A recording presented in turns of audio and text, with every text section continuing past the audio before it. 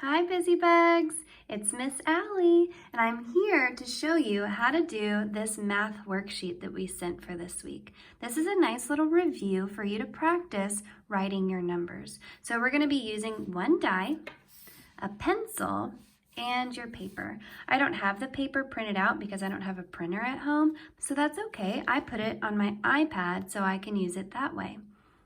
What I want you to do is I want you to get all of your materials, everything that you need, and then we can look at this worksheet together so you'll know exactly what to do, okay?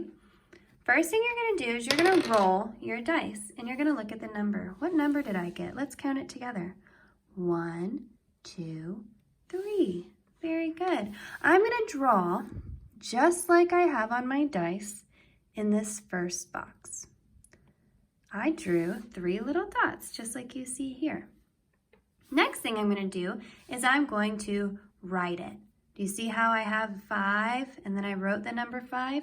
We're going to do that with this one. So I have 3 dots. I'm going to write the number 3. Remember, around the tree and around the tree. That's the way to make a 3. Very good. And then we're going to use these tally marks. Do you remember making tally marks when we would do show and tell?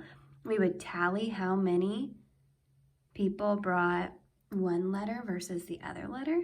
Sometimes we would tally when we would vote for something. If we were voting for what we wanted to work for on our 10 frames, right? We would tally which one we wanted to do.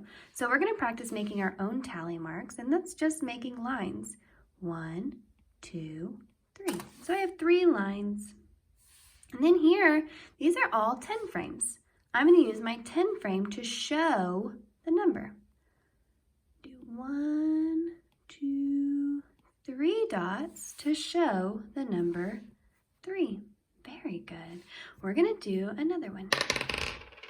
No, I don't want to do 3 again.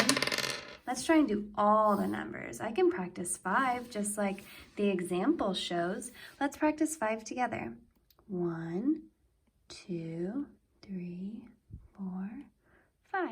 It doesn't have to be exactly like the dice shows, but it does help to show you what it looks like right there.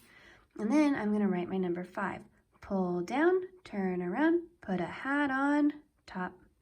Very good. And now I'm going to tally it.